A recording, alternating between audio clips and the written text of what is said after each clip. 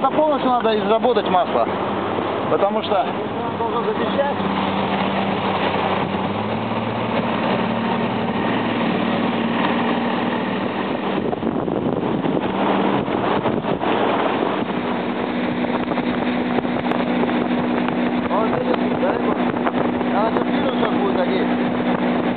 Куда поедешь, да? Ну правильно, правильно. А я не провожу. Ну это нормально. Я же старый.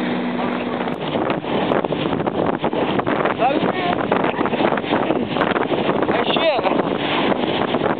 большие волны, да?